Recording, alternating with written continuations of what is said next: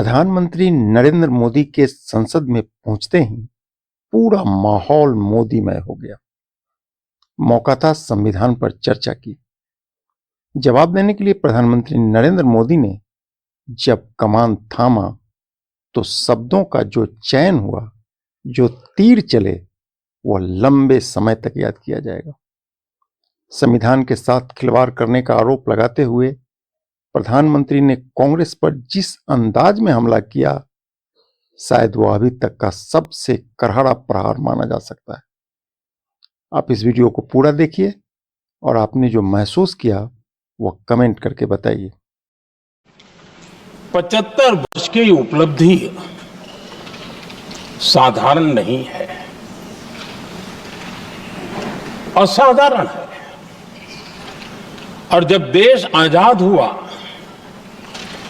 और उस समय भारत के लिए जो जो संभावनाएं व्यक्त की गई थी, उन सभी संभावनाओं को निरस्त करते हुए, परास्त करते हुए भारत का संविधान हमें यहां तक ले आया है। और इसलिए इस महान उपलब्धि के लिए संविधान निर्माताओं के साथ साथ मैं देश के कोटि कोटि नागरिकों का आदरपूर्वक नमन करता हूं। बाबा साहब आंबेडकर ने कहा था, समस्या ये है कि देश में जो विविधता से भरा जनमानस है, उसे किस तरह एक मत किया जाए, कैसे देश के लोगों को एक दूसरे के साथ होकर निर्णय लेने के लिए प्रेरित किया जाए, जिससे कि देश में एकता की भावना स्थापित हो। आदरणीय सभापति जी, मुझे बड़े दुख के साथ कहना है कि आजादी के बाद एक तरफ संविधान निर्माताओं के दिल दिमाग में एकता थी, लेकिन आजादी के बाद विकृत मानसिकता के कारण या स्वार्थवश अगर सबसे बड़ा प्रहार हुआ तो देश की एकता के मूल भाव पर प्रहार हुआ। विविधता में एकता, ये भारत की विशेषता रही है। हम विविधता को सेलिब्रेट करते हैं और इस देश की प्रगति भी विविधता को सेलिब्रेट करने में है। लेकिन गुलामी की मानसिकता में पले बड़े लोगों ने, भारत का भला न देख पाने वाले लोगों ने, और जिनके लिए हिंदुस्तान 1947 में ही पैदा हुआ, ये जो धारणा बनी थी, उनके लिए वो विविधता में विरोधाभास ढूंढते रहे। जरा हम इतिहास की तरफ नजर करें कि संविधान यात्रा के इन महत्वपूर्ण पड़ाव का क्या हुआ था। जब देश संविधान के 25 वर्ष पूरे कर रहा था, उसी समय हमारे देश में संविधान को नोच लिया गया, इमरजेंसी आपातकाल लाया गया।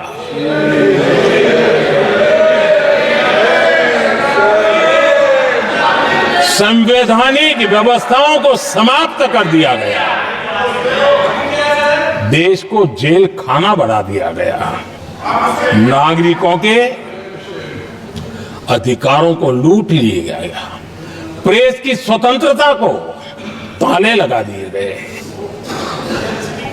और कांग्रेस के माथे पर ये जो पाप है ना, वो कभी भी धुलने वाला नहीं है, कभी भी धुलने वाला। यह सब हिंदुस्तान, दुनिया में जब जब लोकतंत्र की चर्चा होगी, कांग्रेस के माथे का ये पाप कभी धुलने वाला नहीं है। जब 50 साल हुए तब क्या भुला दिया गया था? जी नहीं, अटल बिहारी वाजपेयी जी की सरकार थी और 26 नवंबर को 2000 देश भर में संविधान का 50वां वर्ष मनाया गया था। अटल बिहारी वाजपेयी जी ने प्रधानमंत्री के नाते राष्ट्र को एक विशेष संदेश दिया था। संविधान के 60 साल हुए और तब मैंने तय किया था मुख्यमंत्री के नाते कि हम गुजरात में संविधान के 60 साल मनाएंगे। और इतिहास में पहली बार ऐसा हुआ है जब संविधान के ग्रंथ को हाथी पर बनाई हुई अंबाड़ी में रखा गया उस विशेष व्यवस्था में रखा गया। हाथी पर संविधान की यात्रा निकल, संविधान गौरव यात्रा निकाली गई और राज्य का मुख्यमंत्री उस संविधान के नीचे हाथी के बगल में पैदल चल रहा था और देश को संविधान का महात्मा समझाने का सांकेतिक प्रयास कर रहा था। ये सौभाग्य भी मुझे प्राप्त हुआ था। 75 साल हुए हमें अवसर मिला और मुझे याद है जब मैंने लोकसभा के पुराने सदन के अंदर जब 26 नवंबर को संविधान दिवस मनाने की बात कही थी, तब एक वरिष्ठ नेता ने सामने से आवाज उठाई थी कि 26 जनवरी तो है, 26 नवंबर की क्या जरूरत है। क्या भावना घर कर गई थी। ये बहुत पुरानी बात रही है। इसी सदन में मेरे सामने हुआ था। सभापति जी, मेरे लिए खुशी की बात है कि इस विशेष सत्र में अच्छा होता संविधान की शक्ति, संविधान की विविधताओं पर चर्चा होती, नई पीढ़ी को काम आता। लेकिन हर एक की अपनी अपनी मजबूरियां होती है, हर कोई अपना दुख किसी न किसी रूप में प्रकट करता रहता है। कईयों ने अपनी विफलताओं का दुख प्रकट किया है। अच्छा होता दलगत भावनाओं से उठ करके देश हित में संविधान की चर्चा हुई होती तो एक समृद्धि मिलती अनेक देश की नई पीढ़ी को।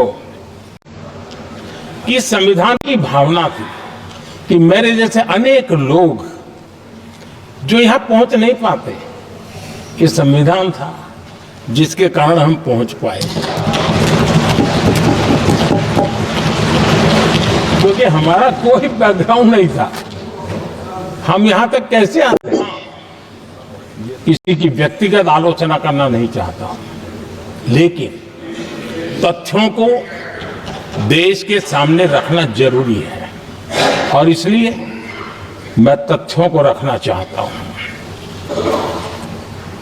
कांग्रेस के एक परिवार ने संविधान को चोट पहुंचाने में कोई कोर कसर नहीं छोड़ी है।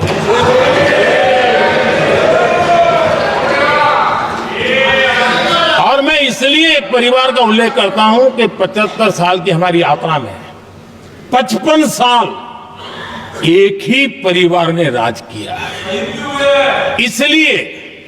इसलिए देश को क्या क्या हुआ है ये जानने का अधिकार है।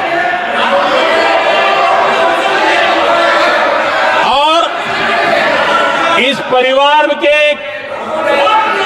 कुविचार, कुरीति, कुनीति, इसकी परंपरा निरंतर चल रही है।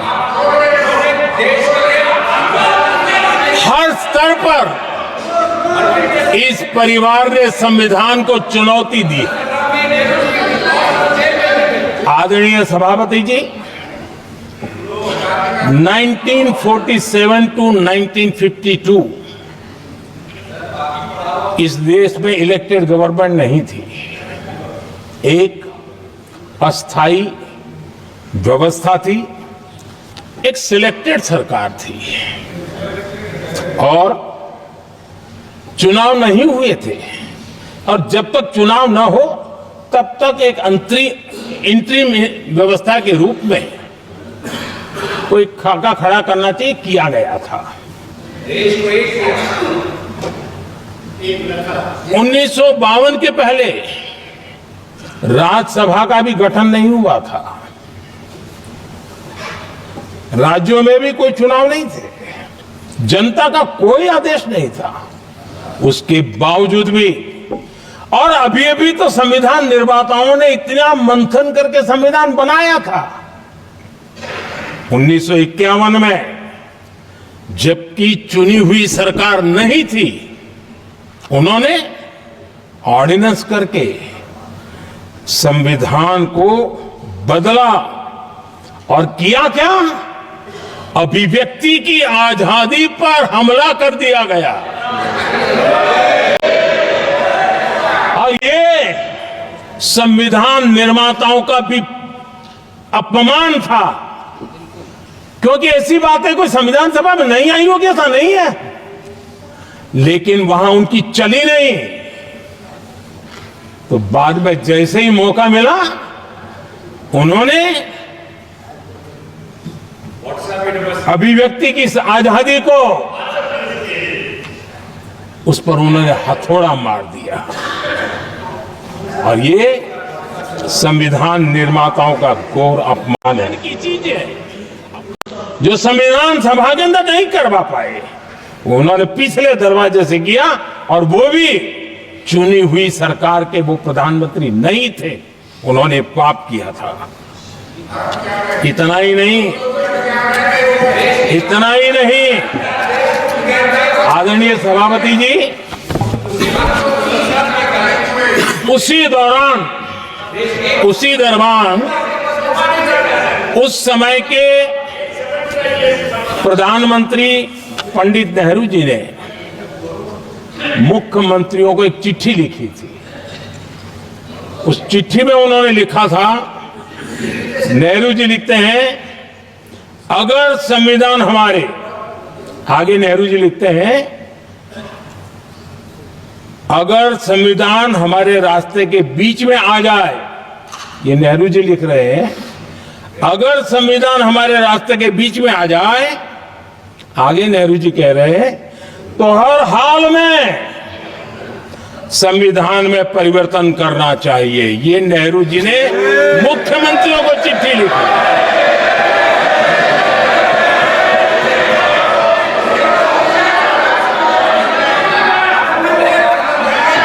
और आदरणीय सभापति जी, ये भी देखिए, 1951 में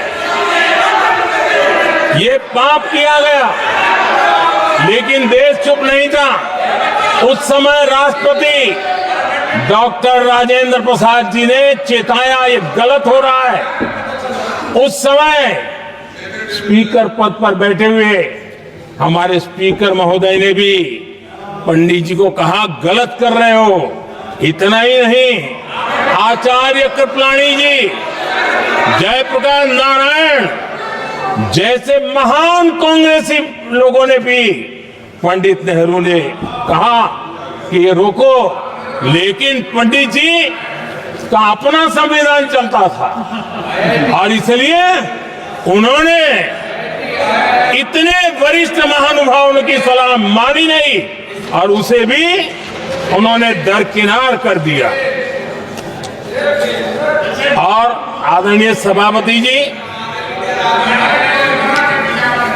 ये संविधान संशोधन करने का ऐसा खून कांग्रेस के मुंह लग गया कि समय समय पर वो संविधान का शिकार करती रही।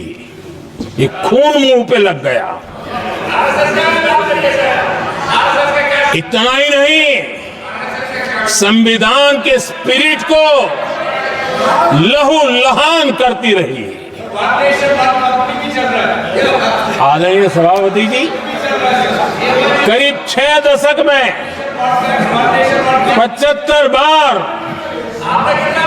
संविधान बदला गया। आदरणीय सभापति जी,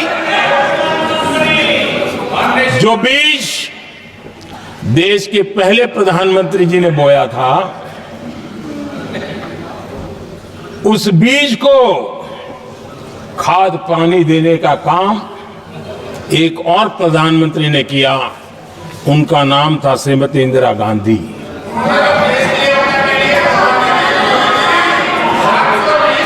जो पाप पहले प्रधानमंत्री करके गए और जो खून लग गया था,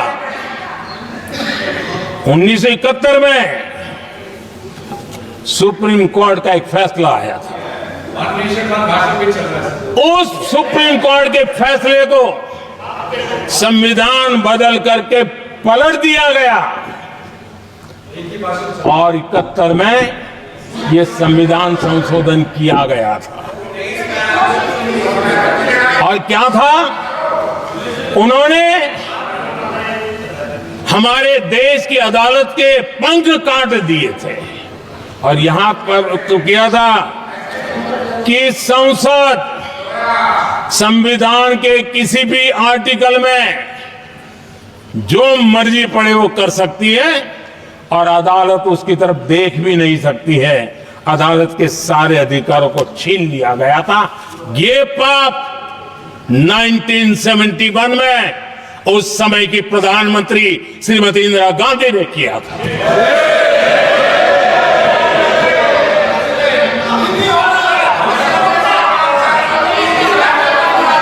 और इस परिवर्तन ने इंदिरा जी की सरकार को मौलिक अधिकारों को छीनने का और न्यायपालिका पर नियंत्रण करने का अधिकार दिया, सक्षम बना दिया था। आदरणीय सभापति जी, खून मुंह पे लग गया था, कोई रोकने वाला था नहीं। और इसलिए जब इंदिरा जी के चुनाव को गैर रीति के कारण, असंवैधानिक तरीके से चुनाव लड़ने के कारण अदालत ने उनके चुनाव को खारिज कर दिया और उनको एमपी पद छोड़ने की नौबत आई, तो उन्होंने गुस्से में आकर के देश पर इमरजेंसी थोप दी, आपातकाल लगा दिया अपनी कुर्सी बचाने के लिए। और उसके बाद इतना ही नहीं, उन्होंने इमरजेंसी तो लगाई, संविधान का दुरुपयोग तो किया ही किया, भारत के लोकतंत्र का गला तो घोंट ही दिया। लेकिन 1975 में 39वां संशोधन किया और उसमें उन्होंने क्या किया, राष्ट्रपति, उपराष्ट्रपति, प्रधानमंत्री, अध्यक्ष, इनके चुनाव के खिलाफ कोई कोर्ट में जा ही नहीं सकता है, ऐसा उन्होंने, और वो भी रिट्रोस्पेक्टिव किया, आगे के लिए नहीं, पीछे का भी, अपने पापों का भी उन्होंने। और आदरणीय सभापति जी, मैं संविधान की बात कर रहा हूं, मैं संविधान के आगे पीछे कुछ नहीं बोल रहा हूं। देश के हजारों लोगों को जेलों में ठूस दिया गया, न्यायपालिका का गला घोंट दिया गया, अखबारों की स्वतंत्रता पर ताले लगा दिए गए। इतना ही नहीं, कमिटेड जुडिशरी, इस विचार को उन्होंने पूरी ताकत दी। और इतना ही नहीं, जिस जस्टिस एच.आर. खन्ना ने उनके चुनाव में उनको खिलाफ जो जजमेंट दिया था, वो इतना गुस्सा भरा था कि जब जस्टिस एच.आर. खन्ना, जो सीनियरिटी के आधार पर सुप्रीम कोर्ट के चीफ जस्टिस बनने थे, जिन्होंने संविधान के सम्मान करते हुए उस पीरियड से इंदिरा जी को सजा दी थी, उन्होंने मुख्य न्यायाधीश नहीं बनने दिया। ये संविधान और लोकतांत्रिक प्रक्रिया नहीं।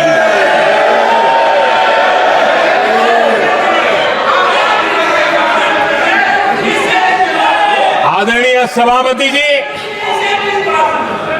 यहां भी ऐसे कई दल बैठे हैं जिनके मुखिया भी सारे जेल में हुआ करते थे। ये इनकी मजबूरी है कि वहां जाके बैठे हैं, उनको भी जेलों में ठूस दिया गया था। आदरणीय सभापति जी, देश पर जुल्म तांडव चल रहा था। निर्दोष लोगों को जेलों में ठूस दिया जाता था, लाठियां बरताई जाती थी, कई लोग जेलों में मौत के शरण हो गए थे और एक निर्दयी सरकार संविधान को चूर चूर करती रही थी।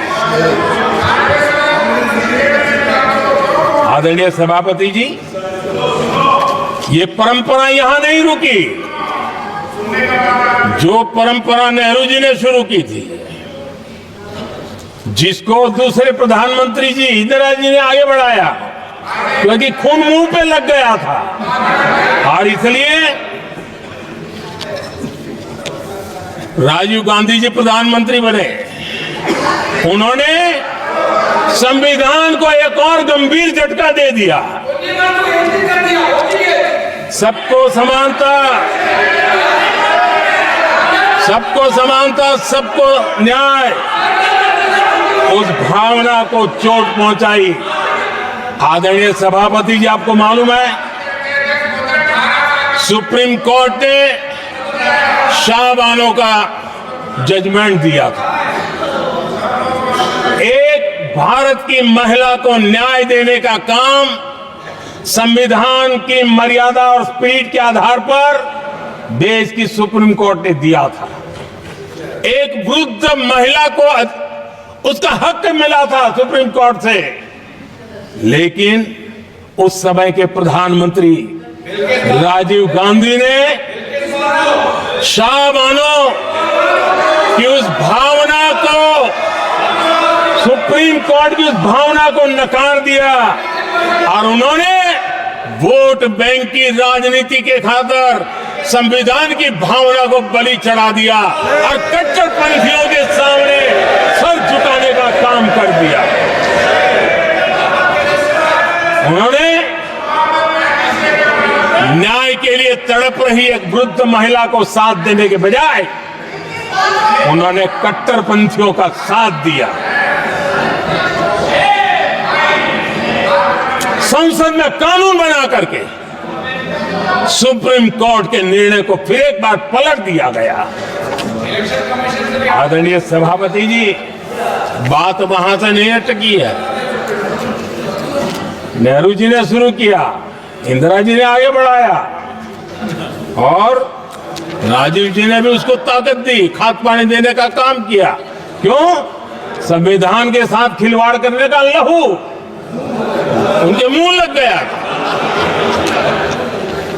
आदरणीय सभापति जी, अगली पीढ़ी भी इसी खिलवाड़ में जुड़ी पड़ी है। एक किताब को मैं कोट कर रहा हूं, उस किताब में जो लिखा गया है और उसमें प्रधानमंत्री उस समय के मेरे पहले जो प्रधानमंत्री थे उनको कोट किया है। उन्होंने कहा है, मुझे यह स्वीकार करना होगा कि पार्टी अध्यक्ष सत्ता का केंद्र है। ये मनमोहन सिंह जी ने कहा है, जो किताब में लिखा गया है। मुझे यह स्वीकार करना होगा कि पार्टी अध्यक्ष सत्ता का केंद्र है। सरकार पार्टी के प्रति जवाबदेह है। इतिहास में पहली बार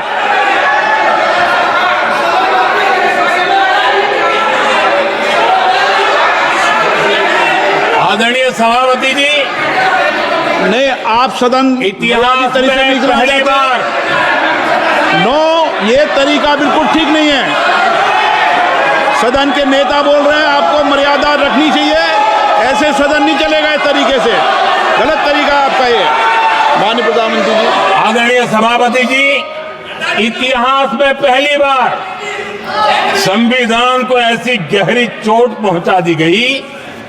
संविधान निर्माताओं ने चुनी हुई सरकार और चुने हुए प्रधानमंत्री की कल्पना तक ही हमारा संविधान था, लेकिन इन्होंने तो प्रधानमंत्री के ऊपर एक गैर संवैधानिक, और जिसने कोई शपथ भी नहीं लिया था, नेशनल एडवाइजरी काउंसिल पीएमओ के भी ऊपर बैठा दिया।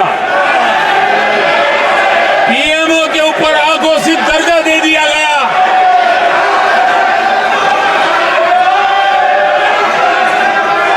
आदरणीय सभापति जी, इतना ही नहीं, और एक पीढ़ी आगे चले और उस पीढ़ी ने क्या किया? भारत के संविधान के तहत देश की जनता जनार्दन सरकार चुनती है और वो सरकार का मुखिया कैबिनेट बनाता है। ये संविधान के तहत है। इस कैबिनेट ने जो निर्णय किया, संविधान का अपमान करने वाले अहंकार से भरे लोगों ने पत्रकारों के सामने कैबिनेट के निर्णय को फाड़ दिया। संविधान को हर मौके पर संविधान के साथ खिलवाड़ करना, संविधान को न मानना, ये जिनकी आदत हो गई थी। और दुर्भाग्य देखिए, एक अहंकारी व्यक्ति कैबिनेट के निर्णय को फाड़ दे और कैबिनेट अपना फैसला बदल दे। ये कौन सी व्यवस्था है? आदरणीय सभापति जी,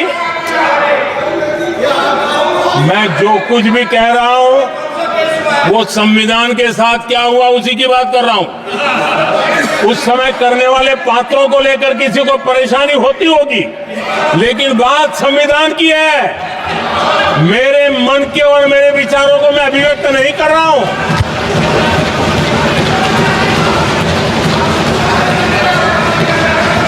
आदरणीय सभापति जी, कांग्रेस ने निरंतर संविधान की अवमानना की, संविधान के महत्व को कम किया।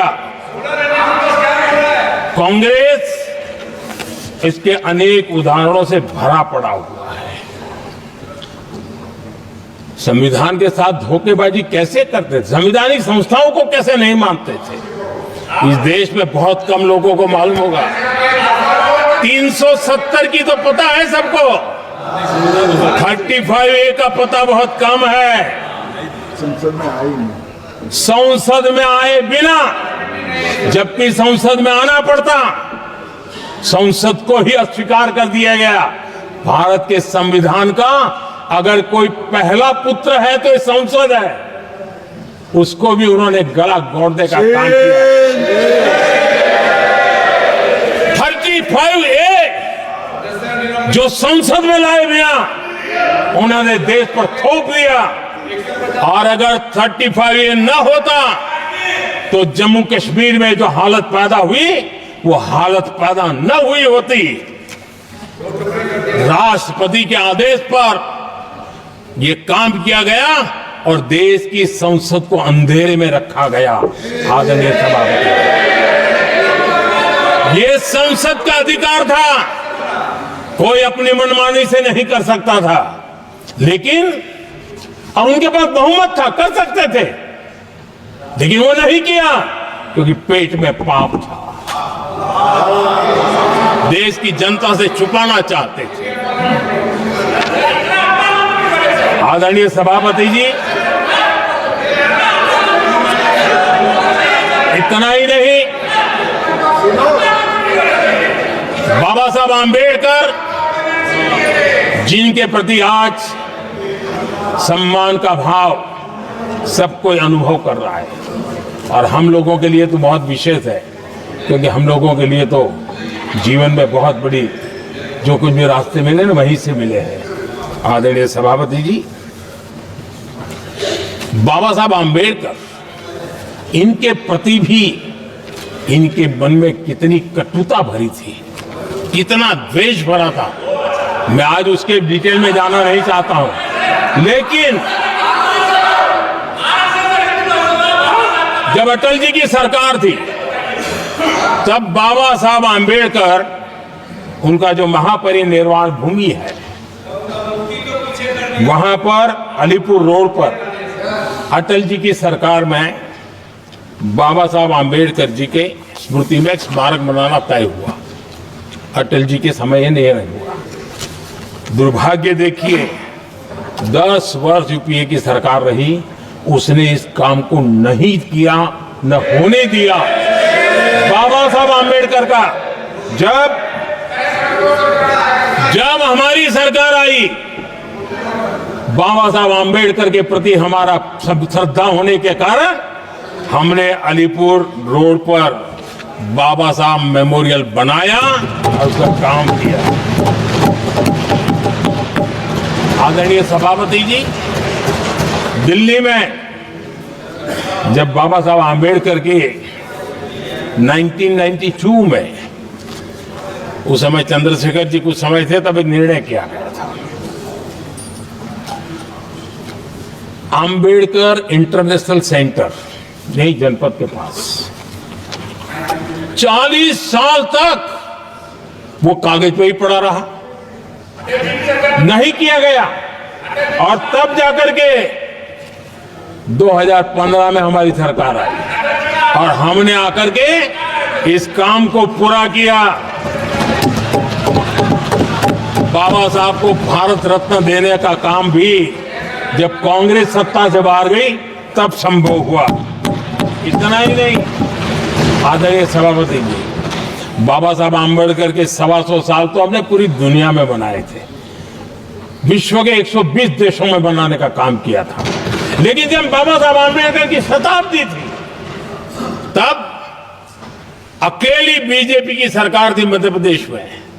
सुंदरलाल जी पटवा हमारे मुख्यमंत्री जी थे और महू में जहां बाबा साहब आम्बेडकर जी का जन्म हुआ था, उसको एक स्मारक के रूप में पुनर्निर्माण करने का काम सुंदरलाल पटवाई जी जब मुख्यमंत्री थे तब मध्य प्रदेश में हुआ था। शताब्दी के समय भी उनके साथ यही किया गया था। आदरणीय सभापति जी,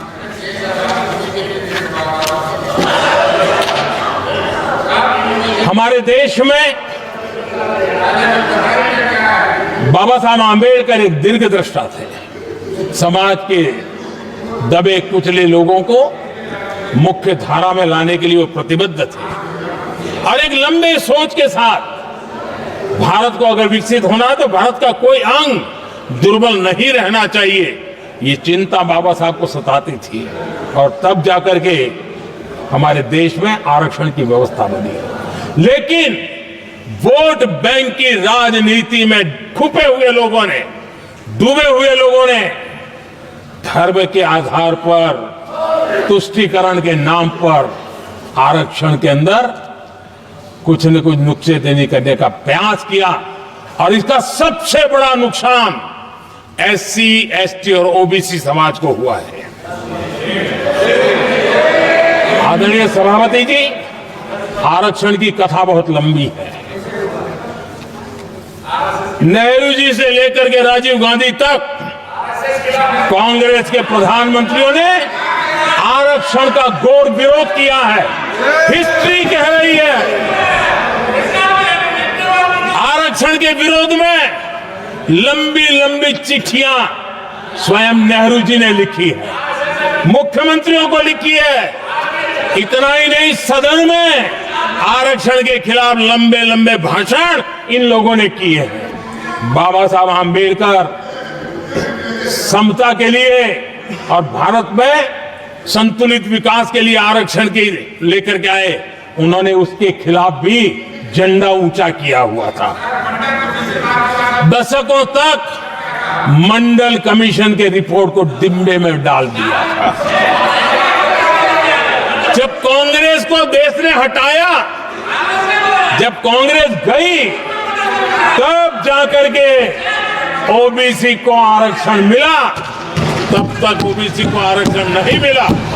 ये कांग्रेस का पाप है। अगर उस समय मिला होता तो आज देश के अनेक पदों पर ओबीसी समाज के लोग भी देश की सेवा करते, लेकिन नहीं करने दिया, नहीं होने दिया।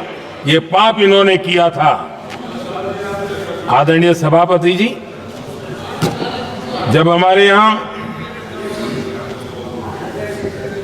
संविधान का निर्माण चल रहा था, तब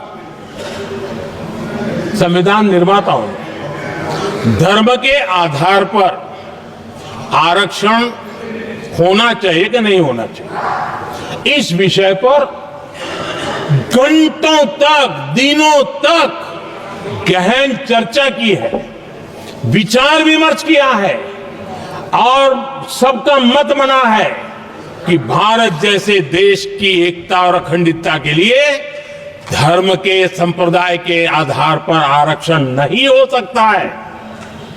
सुविचारित मत था, ऐसा नहीं कि भूल गए थे, रह गया था। सोच विचार कर तय किया गया था कि भारत की एकता और अखंडता के लिए संप्रदाय और धर्म के आधार पर यह नहीं होगा। लेकिन कांग्रेस ने सत्ता सुख के लिए, सत्ता भूख के लिए, अपनी वोट बैंक को खुश करने के लिए धर्म के आधार पर आरक्षण का नया खेल खेला है, जो संविधान की भावना के खिलाफ है। इतना ही नहीं, दे भी दिया कुछ जगह पे और सुप्रीम कोर्ट से झटके लग रहे हैं। और इसलिए अब दूसरे बहाने से बहाने बता रहे हैं, ये करेंगे वो करेंगे।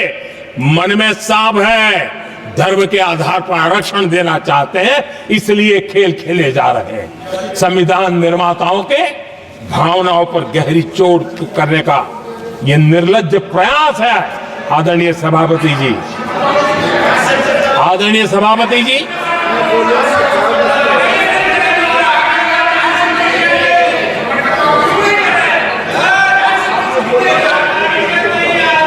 आदरणीय सभापति जी, एक गलत और विषय, ये तरीका ठीक नहीं। आपके नेता ने बोला, आपने बोला दोबारा बात मत करो, जिसकी भी मैं चर्चा करना चाहता हूं, और वो ज्वलंत विषय समान नागरिक संहिता, यूनिफॉर्म सिविल कोड। ये विषय भी संविधान सभा के ध्यान बाहर नहीं था। संविधान सभा ने यूनिफॉर्म सिविल कोड को लेकर के लंबी चर्चा की, गहन चर्चा की, और उन्होंने बहस के बाद निर्णय किया कि अच्छा होगा कि जो भी सरकार चुन करके आए वो उसका निर्णय करे और देश में यूनिफॉर्म सिविल कोड लागू करे। ये संविधान सभा का आदेश था। और बाबा साहब आंबेडकर ने कहा था, जो लोग संविधान को समझते नहीं है, देश को समझते नहीं है, सत्ता भूख सेवा कुछ पड़ा नहीं है, उनको पता नहीं है बाबा साहब ने क्या कहा था। बाबा साहब ने कहा था, धार्मिक आधार पर बने, ये मैं बाबा साहब की बात कर रहा हूं, इतना वीडियो कट करके घुमाना मत। आदरणीय सभापति जी, बाबा साहब ने कहा था, धार्मिक आधार पर बने पर्सनल लॉ को खत्म करने की बाबा साहब ने जोरदार वकालत की थी। उस समय के सदस्य के.एम. मुंशी जी ने कहा था, समान नागरिक संहिता को राष्ट्र की एकता और आधुनिकता के लिए अनिवार्य बताया था कमा मुंशी जी।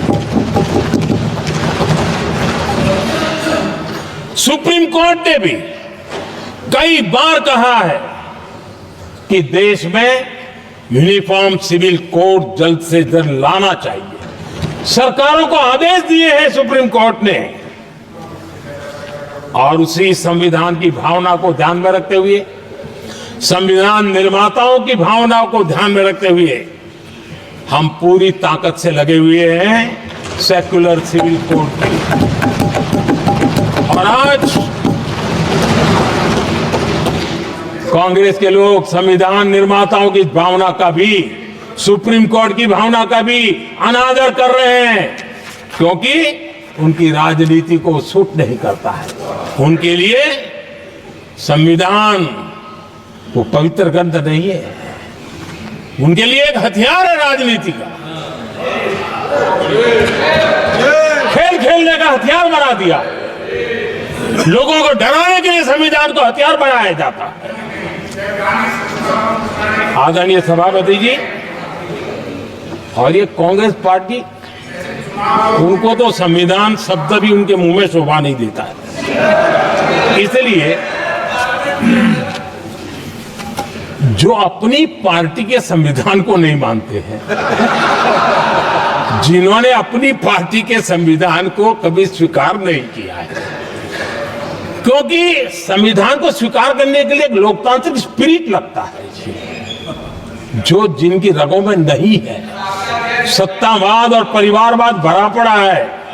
अब आप देखिए जो कैसी शुरुआती कितनी गड़बड़ हुई है। मैं कांग्रेस की बात कर रहा हूं। 12 कांग्रेस की प्रदेश की कमेटियों ने, 12 प्रदेश कमेटियों ने सरदार पटेल के नाम पर सहमति दी थी। नेहरू जी के साथ एक भी कमेटी नहीं थी, नॉट अ सिंगल। संविधान के तहत सरदार साहब ही देश के प्रधानमंत्री बनते हैं, लेकिन लोकतंत्र में श्रद्धा नहीं, खुद के संविधान पर विश्वास नहीं, खुद के ही संविधान को स्वीकारना नहीं, और सरदार साहब देश के प्रधानमंत्री नहीं बन सके और ये बैठ गए।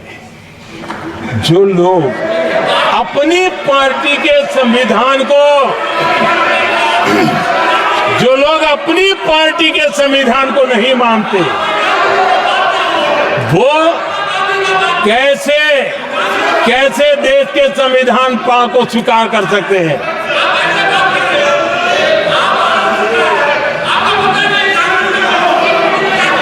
आदरणीय सभापति जी, जो लोग संविधान में लोगों के नाम ढूंढते रहते हैं, मैं जरा बताना चाहता हूं। कांग्रेस पार्टी के एक अध्यक्ष हुआ करते थे और वो अति पिछड़े समाज से आते थे। अति पिछड़े, पिछड़े भी नहीं, अति पिछड़े, अति पिछड़े समाज से आते हुए उनके अध्यक्ष श्रीमान सीताराम केसरी जी, कैसा अपमान किया गया। कहते हैं बाथरूम में बंद कर दिया गया, उठा करके फुटपाथ पर फेंक दिया गया। अपनी पार्टी के संविधान में ऐसा कभी नहीं लिखा गया, लेकिन अपनी पार्टी के संविधान को न मानना, लोकतंत्र की प्रक्रिया को न मानना, और पूरी कांग्रेस पार्टी पर एक परिवार ने कब्जा कर लिया, लोकतंत्र को नकार दिया। आदरणीय सभापति जी,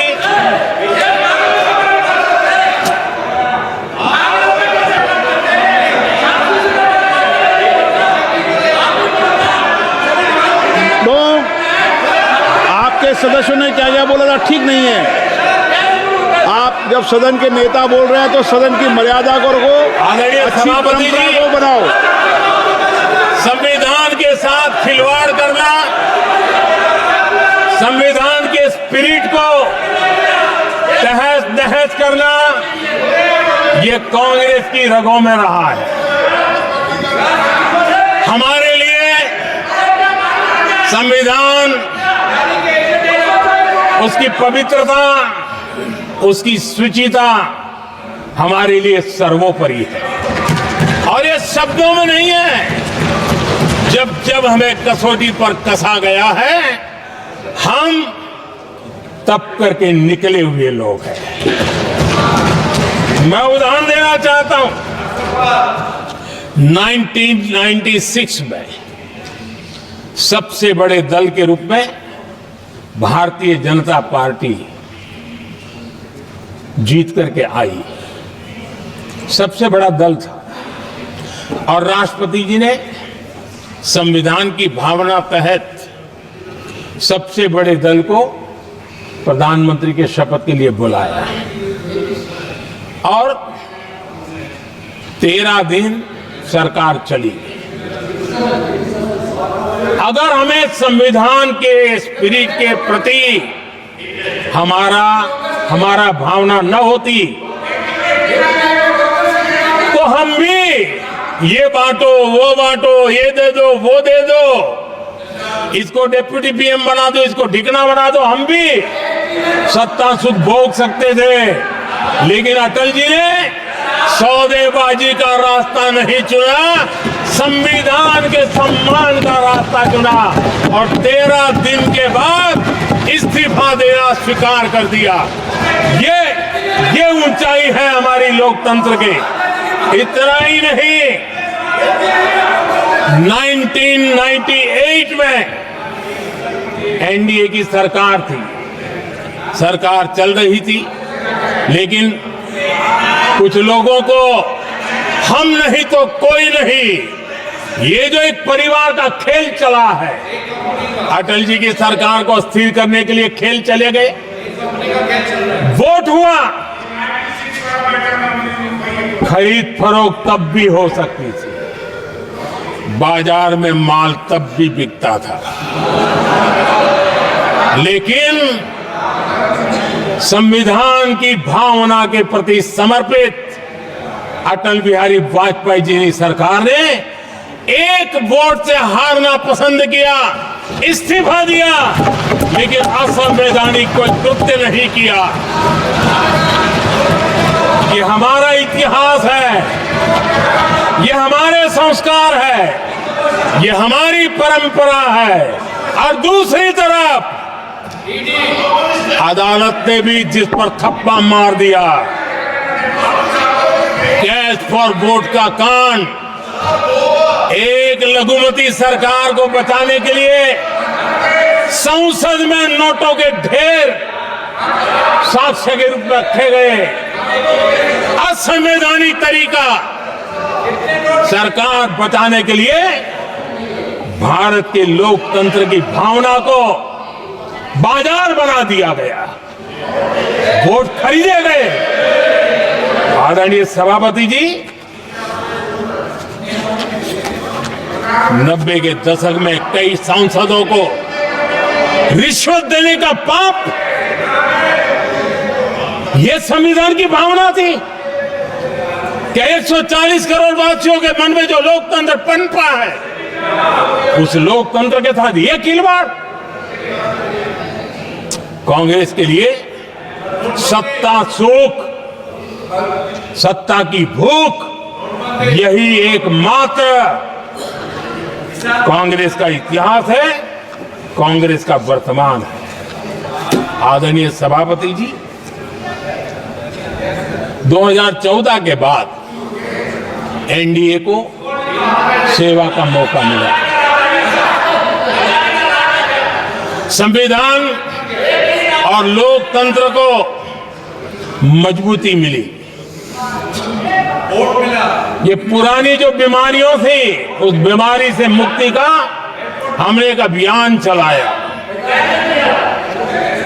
बीते 10 साल यहां से पूछा गया, हमने भी संविधान संशोधन किए। जी हां, हमने भी संविधान संशोधन किए हैं, देश की एकता के लिए, देश की अखंडता के लिए, देश के उज्जवल भविष्य के लिए और संविधान की भावना के प्रति पूर्ण समर्पण के साथ किए हैं।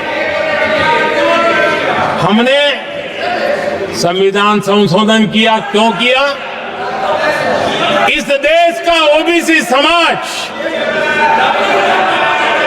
तीन दशक से ओबीसी कमीशन को संवैधानिक दर्जा देने के लिए मांग कर रहा है। ओबीसी के सम्मान के लिए, उसको संवैधानिक दर्जा देने के लिए हमने संविधान संशोधन किया है। हमें गर्व है ये करने का। समाज के दबे कुचले लोगों को उनके साथ खड़े होना, ये हम अपना कर्तव्य मानते हैं, इसलिए संविधान संशोधन किया। आदरणीय सभापति जी, इस देश में एक बहुत बड़ा वर्ग था, वो किसी भी जाति में क्यों न जन्मा हो, लेकिन गरीबी के कारण अवसरों को वो पा नहीं सकता था, आगे बढ़ नहीं सकता था, और इसलिए उसने असंतोष की ज्वाला भड़क रही थी और सबकी मांग रहती थी, कोई निर्णय नहीं करता था।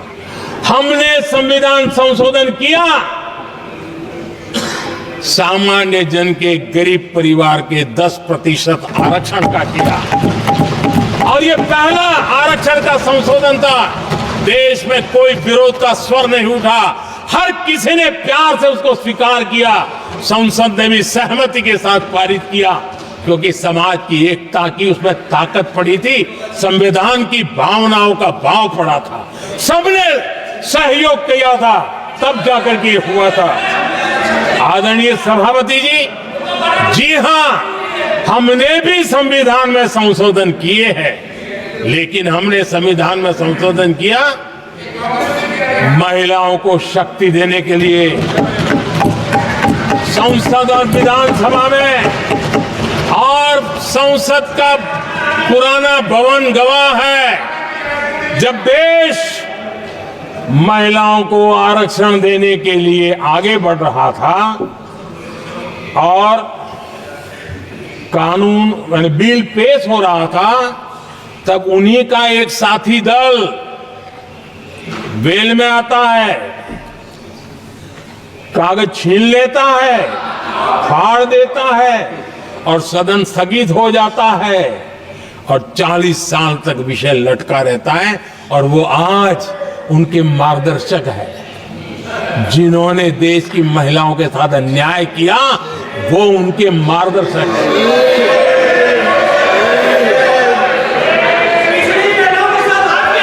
आदरणीय सभापति जी, हमने संविधान संशोधन किया, हमने देश की एकता के लिए किया। बाबा साहब आंबेडकर का संविधान 370 की दीवार के कारण जम्मू कश्मीर की तरफ देख भी नहीं सकता था। हम चाहते थे बाबा साहब आंबेडकर का संविधान हिंदुस्तान के हर हिस्से में लगना चाहिए, और इसलिए बाबा साहब को श्रद्धांजलि भी देनी थी, देश की एकता को मजबूत करना था। हमने संविधान संशोधन किया, डंके की चोट पर किया, और 370 को हटाया, और भारत की सुप्रीम कोर्ट ने भी अब तो उसको मोहर लगा दी है। आदरणीय सभापति जी, हमने 370 का हटाने के लिए संशोधन किया, हमने ऐसे कानून भी बनाए। जब देश का विभाजन हुआ, महात्मा गांधी समेत देश के वरिष्ठ नेताओं ने सार्वजनिक रूप से कहा था कि पड़ोस के जो हमारे देश हैं, जहां जो माइनॉरिटीज है, वो जब भी संकट में आएगी तो उनकी चिंता ये देश करेगा। गांधी जी ने का वचन था, जो उनके नाम पर सत्ता पर चढ़ जाते थे उन्होंने तो पूरा नहीं किया, हमने सीए ला करके उसको पूरा किया। वो कानून हमने लाया, हमने किया है, और गर्व के साथ आज भी हम उसको ओन कर रहे हैं, मुंह नहीं छुपाते हैं, क्योंकि देश के संविधान की भावना के साथ मजबूती के साथ खड़े रहने का हमने काम किया। आदरणीय सभापति जी, हमने जो संविधान संशोधन किए हैं, वो पुरानी गलतियों को ठीक करने के लिए किए हैं, और हमने एक उज्जवल भविष्य का रास्ता मजबूत करने के लिए किए हैं। और समय बताएगा, समय की कसौटी पर हम खरे उतरेंगे, क्योंकि वो सत्ता स्वार्थ के लिए किया गया पाप नहीं है, हमने देश हित में किया हुआ पुण्य है। और इसलिए हमें जो सवाल पूछते हैं,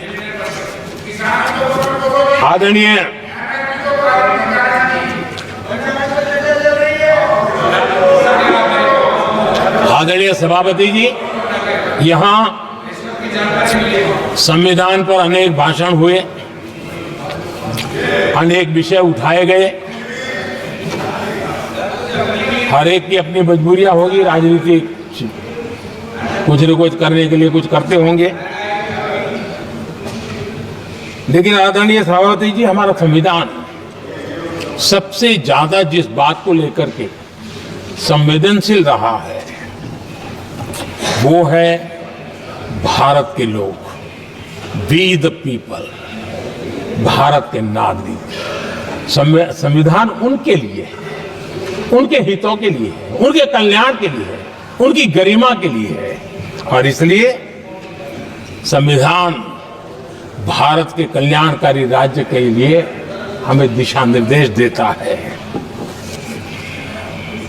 और कल्याणकारी राज्य का मतलब है जहां नागरिकों को भी गरिमा प्राप्त हो, उनको गरिमामय जीवन की गारंटी मिलनी चाहिए।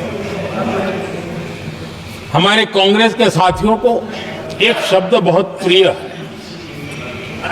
मैं आज उस शब्द का उपयोग करना चाहता हूं, और उनका सबसे प्रिय शब्द जिसके बिना वो जी नहीं सकते, वो शब्द है जुमला।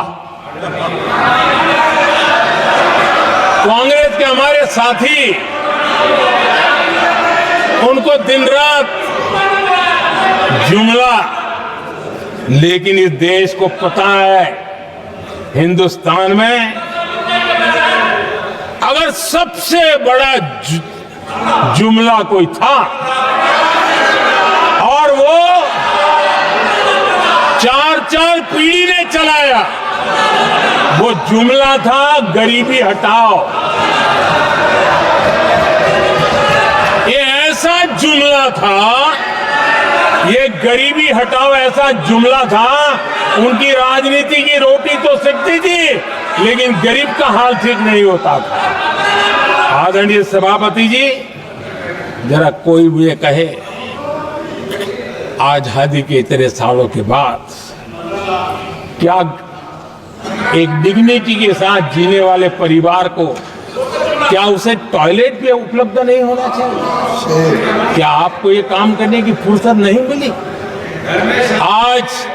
आज देश में टॉयलेट बनाने के अभियान को, जो गरीबों के लिए एक सपना था, उसकी डिग्निटी के लिए हमने इस काम को हाथ में लिया और हमने जी जान से उसे जुटे रहे। उसका मजाक उड़ाया गया, मुझे मालूम है, लेकिन उसके बाद भी सामान्य नागरिक के जीवन का गरिमा, ये हमारे दिल और दिमाग में होने के कारण हम डिगे नहीं, हम अड़े रहे, हम आगे बढ़ते चले गए, और तब जाकर के ये सपना साकार हुआ। माताएं बहनें खुले में सोच जा रही थी, या तो सूर्योदय के पहले या सूर्योदय के बाद, और आपको कभी पीड़ा नहीं हुई। और उसका कारण यह था कि आपने गरीबों को और गरीबी को टीवी में देखा है, अखबार की सुर्खियों में देखा है, आपको गरीब की जिंदगी का पता नहीं, वरना आप इसके साथ ऐसा जुल्म नहीं करते।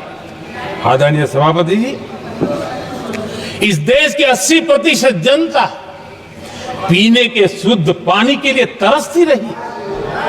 क्या मेरा संविधान हमें रोकता था? क्या संविधान तो ये चाहता था कि सामान्य मानवीय की सुविधाओं को ध्यान दिया जाए।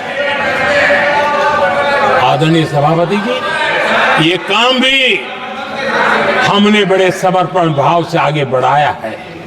आदरणीय सभापति जी, इस देश की करोड़ों माताएं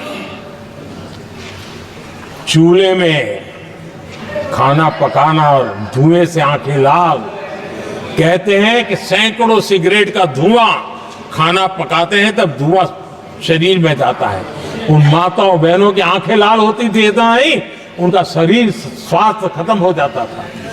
उनको धुएं से मुक्ति का काम, और 2013 तक क्या चर्चा चलती थी, 9 सिलेंडर देंगे कि 6 सिलेंडर देंगे। इस देश ने देखते ही देखते हर घर तक गैस का सिलेंडर पहुंचा दिया, क्योंकि हमारे लिए हर नागरिक 70 साल के बाद जो बेसिक सुविधाएं हैं उसकी तरफ आदरणीय सभापति जी, अगर हमारा गरीब परिवार दिन रात मेहनत करके गरीबी से बाहर निकलने के लिए कोशिश करता है, बच्चों को पढ़ाना चाहता है, लेकिन घर में एक बीमारी आ जाए तो उसका सारा प्लान बेकार हो जाता है, पूरा परिवार की सारी मेहनत पानी में चली जाती है। क्या इन गरीब परिवारों के इलाज के लिए कुछ आप सोच नहीं सकते थे? 50-60 करोड़ देशवासियों को मुफ्त इलाज मिले। संविधान की उस भावना का आदर करते हुए हमने आयुष्मान योजना को लागू किया और आज देश के 70 साल के ऊपर के किसी भी वर्ग के क्यों न हो उनके लिए भी हमने व्यवस्था की। आदरणीय सभापति जी, जरूरतमंदों को राशन देने की बात और उसका भी मजाक उड़ाया जा रहा है। जब हम कहते हैं कि 25 करोड़ लोग गरीबी को परास्त करने में सफल हुए तो फिर हमें सवाल पूछा जाता है कि आप गरीब को राशन फिर क्यों देते हो? आदरणीय सभापति जी, जो गरीबी से निकल के आया है ना उसे पता होता है कि अस्पताल में भी एक पेशेंट स्वस्थ होने के बाद जब छुट्टी देते हैं ना तो डॉक्टर भी कहता है कि आप घर जाइए, तबीयत ठीक है, ऑपरेशन अच्छा हुआ है, लेकिन महीने पर ये जरा संभालना, ये मत करना, क्योंकि पेशेंट दोबारा तकलीफ में ना आए, गरीब दोबारा गरीब न बने, इसलिए उसका हैंड होल्डिंग जरूरी है और इसलिए हम मुफ्त राशन दे रहे हैं। उसकी मजाक मत उड़ाओ, क्योंकि हमें गरीबी से जो बाहर निकला है उसको दोबारा गरीबी में जाने नहीं देना है और जो अभी भी गरीबी में है उसे हमें गरीबी से बाहर लाना है। आदरणीय सभापति जी, हमारे देश में गरीबों का नाम पर जो जुमले चले उसी गरीबों के नाम पर बैंकों का राष्ट्रीयकरण किया गया गरीबों के नाम पर। लेकिन 2014 तक इस देश के 50 करोड़ नागरिक ऐसे थे जिन्होंने बैंक का दरवाजा तक नहीं देखा था। आदरणीय सभापति जी, गरीब को बैंक में प्रवेश तक नहीं था, ये पाप आपने किया और आज 50 करोड़ गरीबों के बैंक खाते खोल करके हमने बैंक के दरवाजे गरीबों के लिए खोल दिए। इतना ही नहीं, ये एक प्रधानमंत्री कहते थे कि दिल्ली से 1 रुपया निकलता है तो 15 पैसा पहुंचता है, लेकिन उपाय उनको आता नहीं था। उपाय हमने दिखाया। आज दिल्ली से 1 रुपया निकलता है, 100 के 100 पैसे गरीब के खाते में जमा होते हैं। क्यों? हमने बैंक का सही इस्तेमाल क्या करना, बैंक का सही उपयोग क्या करना। माननीय सदस्य मोबाइल नहीं देखें। आदरणीय सभापति जी, बिना गारंटी के ऋण देश के अंदर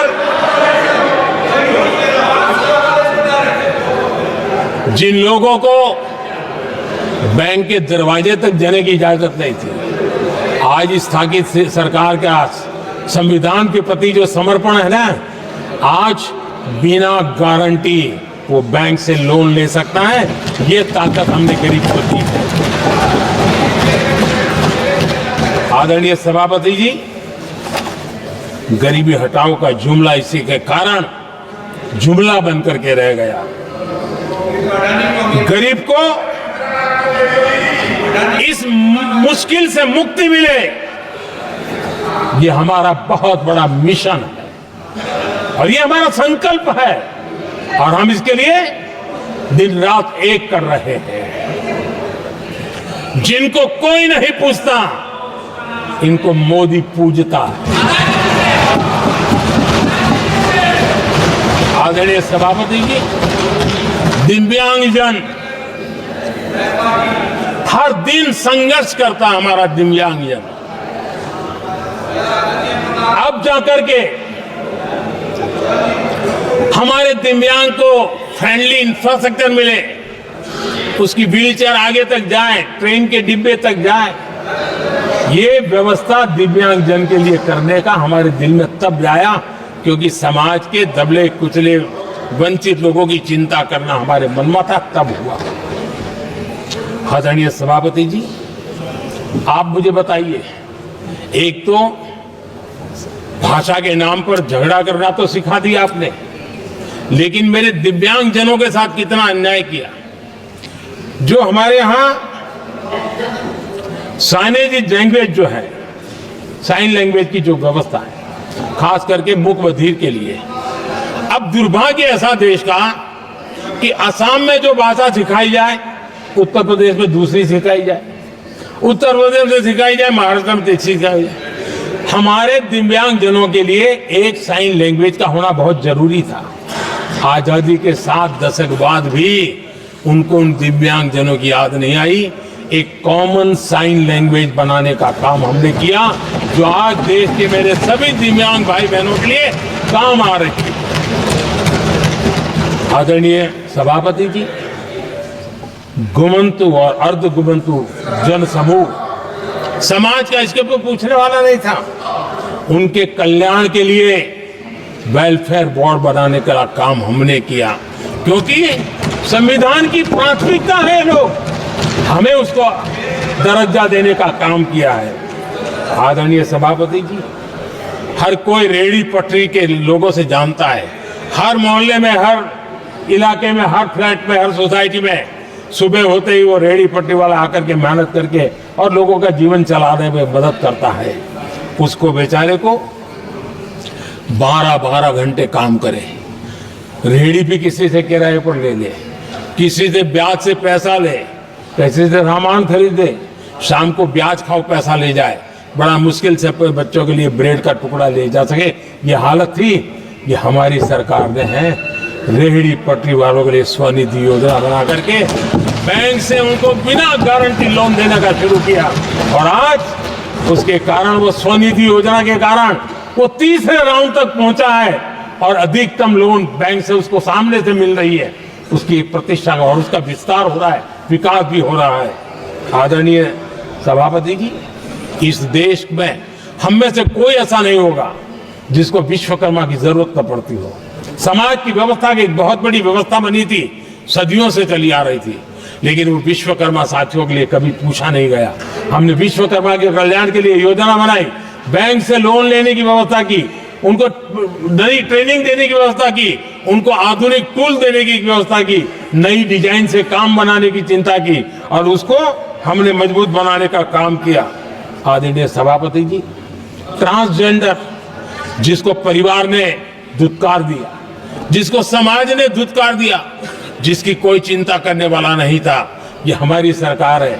इसको भी भारत के संविधान ने हक दिए हैं। उस ट्रांसजेंडर के अधिकारों के लिए कानून और व्यवस्थाएं बनाने का काम किया, उनको गरिमापूर्ण जीवन मिले, उनके अधिकारों की सुरक्षा के लिए हमने काम किया। आदरणीय सभापति जी, हमारे आदिवासी समाज इतनी सारी बातें करते, मुझे तो याद है मैं जब गुजरात का मुख्यमंत्री बना तो हमारे यहाँ उमरगांव से अंबाजी तक एक पूरा बेल्ट, गुजरात का पूर्वी हिस्सा पूरा आदिवासी बेल्ट है, और एक कांग्रेस के मुख्यमंत्री आदिवासी रह चुके थे। इतने सालों के बाद भी उस पूरे इलाके में एक भी साइंस स्ट्रीम की स्कूल नहीं थी। मेरे आने से पहले एक भी साइंस स्ट्रीम की स्कूल नहीं थी।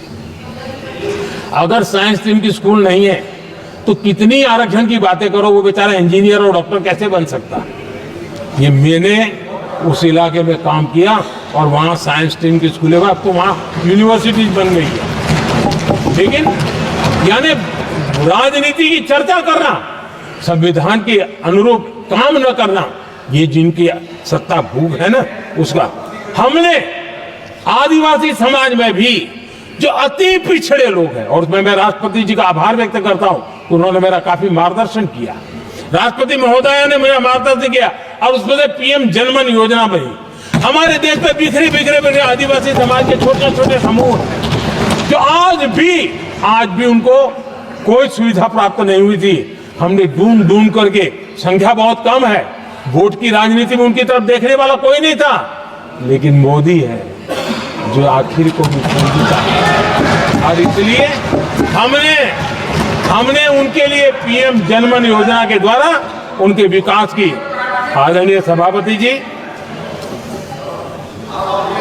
जैसे समाजों में उनके विकास संतुलित होना चाहिए, पिछड़े से पिछड़ा व्यक्ति को भी संविधान अवसर देता है, जिम्मेवारी भी सरकार को देता है, उसी प्रकार से कोई व्यू भाग भी, कोई हमारा ज्योग्राफिकल इलाका भी वो पीछे नहीं रहना चाहिए। और हमारे देश में किया क्या, 60 साल के दरमियान 100 डिस्ट्रिक्ट आइडेंटिफाई करके कह दिया कि ये तो बैकवर्ड डिस्ट्रिक्ट है। और बैकवर्ड डिस्ट्रिक्ट का ऐसा लेवल लग गया कि किसी की ट्रांसफर होती थी तो वो कहता था पनिशमेंट पोस्टिंग, तो कोई जिम्मेवार अफसर जाता ही नहीं था। और उनकी तरह हमने पूरी स्थिति को बदल दिया। हमने एस्पिरेशनल डिस्ट्रिक्ट का एक कल्पना रखी और 40 पैरामीटर पर ऑनलाइन रेगुलर मॉनिटरिंग करते रहे, और आज एस्पिरेशनल डिस्ट्रिक्ट उस राज्य के अच्छे जिलों की बराबरी करने लग गए और खुद को नेशनल एवरेज की बराबरी करने लगे। भूभाग भी पीछे न रहे, कोई जिला अब इसको आगे ले जाए करके हमने 500 ब्लॉक को एस्पिरेशनल ब्लॉक बना करके उनके डेवलप पर स्पेशल फोकस करने की दिशा में हम काम कर रहे हैं। आदरणीय सभापति जी, मैं हैरान हूं जो लोग बड़ी बड़ी कथाएं सुनाते हैं, क्या इस देश में आदिवासी समाज 1947 के बाद आया क्या राम और कृष्ण से तब आदिवासी समाज था नहीं था? जो आदिवासी समाज को आदि पुरुष वीर पुरुष हम कहते हैं, लेकिन आजादी के कई दशकों के बाद भी इतना बड़ा आदिवासी समूह, उनके लिए अलग मंत्रालय नहीं बनाया गया। पहली बार अटल बिहारी वाजपेयी की सरकार आई और उन्होंने अलग आदिवासी मंत्रालय बनाया, अलग आदिवासी विकास और विस्तार के लिए बजट दिया। आदरणीय सभापति जी, हमारे माछीमार समाज, मछुआरा समाज क्या अभी अभी आया है क्या उनकी नजर नहीं की आपकी?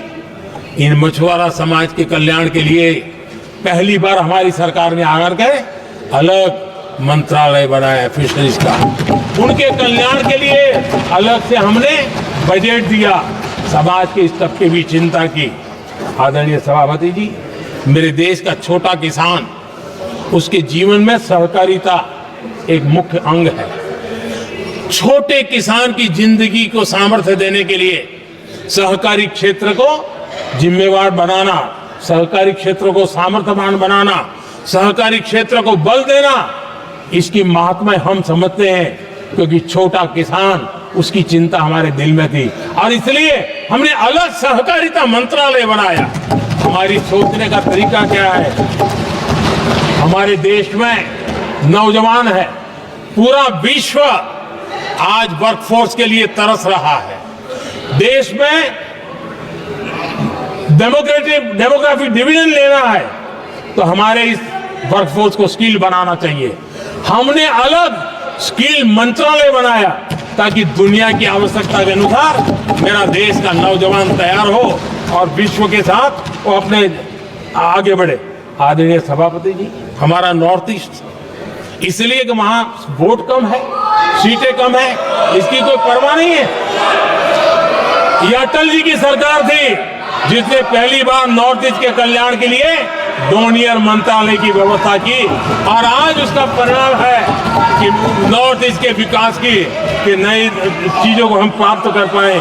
इसी के कारण रेल, रोड, पोर्ट, एयरपोर्ट ये बनने की दिशा में आगे बढ़ रहे हैं। आदरणीय सभापति जी, आज भी दुनिया के देशों में लैंड रिकॉर्ड के लेकर के समृद्ध देशों को भी कई संकट। हमने गांव के हर सामान्य व्यक्ति को अपना लैंड रिकॉर्ड, उसके घर की मालिकीन का हक के कागज नहीं है, उसके गांव उसको बैंक से लोन चाहिए हो, कहीं बाहर जाए तो कोई कब्जा कर ले, एक स्वामित्व योजना बनाई और देश के गांव के ऐसे समाज के दबे कुचले लोगों को वो कागज हम दे रहे हैं जिसके कारण उसका मालिकी हक बन रहा है। वो स्वामित्व योजना एक बहुत बड़ा दिशा में है।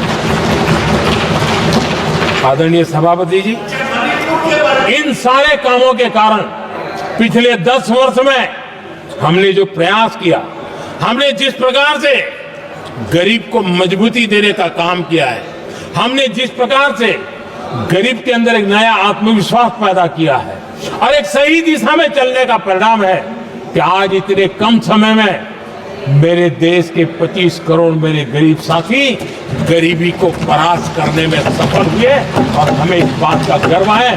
और मैं संविधान निर्माताओं के सामने सर झुका करके कहता हूं, जो संविधान हमें दिशा दे रहा है उसके तहत मैं ये काम कर रहा हूं। और मैंने आदरणीय सभापति जी, जब हम सबका साथ सबका विकास की बात करते हैं, वो नारा नहीं है, वो हमारे आर्टिकल ऑफ फेथ है। और इसलिए हमने सरकार की योजनाएं भी बिना भेदभाव को चलाने की दिशा में काम किया है और संविधान हमें भेदभाव की अनुमति नहीं देता है। और इसलिए हमने आगे चल करके कहा है सैचुरेशन, जिसके लिए जो योजना बनी है उसका लाभ उन लाभार्थी को 100% लाभार्थी को मिलना चाहिए। ये सैचुरेशन अगर सच्चा सेकुलरिज्म को है ना, तो ये सैचुरेशन में है। सच्चा सामाजिक न्याय अगर किसी में है तो ये सैचुरेशन 100%, 100% उसको बेनिफिट जिसका हक है मिलना चाहिए, बिना भेदभाव के लिए मिलना चाहिए। तो ये भाव लेकर के हम सच्चे सेकुलरिज्म को और सच्चे सामाजिक न्याय को लेकर के जी रहे हैं। आदरणीय सभापति जी, भारत के भविष्य के लिए संविधान के स्पिरिट से प्रेरित होकर के मैं आज इस सदन के पवित्र मंच से 11 संकल्प सदन के सामने रखना चाहता हूं। पहला संकल्प है, चाहे नागरिक हो या सरकार हो, सभी अपने कर्तव्यों का पालन करें। दूसरा संकल्प है, हर क्षेत्र हर समाज को विकास का लाभ मिले, सबका साथ सबका विकास हो। तीसरा संकल्प है, भ्रष्टाचार के प्रति जीरो टॉलरेंस हो। भ्रष्टाचारी की सामाजिक स्वीकार्यता न हो। भ्रष्टाचारी की सामाजिक स्वीकार्यता न हो। चौथा संकल्प है, देश के कानून, देश के नियम, देश की परंपराओं के पालन में देश के नागरिकों को गर्व होना चाहिए, गर्व का भाव हो। पांचवा संकल्प, गुलामी की मानसिकता से मुक्ति हो, देश की विरासत पर गर्व हो। छठा संकल्प, देश की राजनीति को परिवारवाद से मुक्ति मिले। सातवां संकल्प, संविधान का सम्मान हो। राजनीतिक स्वार्थ के लिए संविधान को हथियार न बनाया जाए। आठवां संकल्प, संविधान की भावना के प्रति समर्पण रखते हुए जिनको आरक्षण मिल रहा है वो न छीना जाए और धर्म के आधार पर आरक्षण की हर कोशिश पर रोक लगे।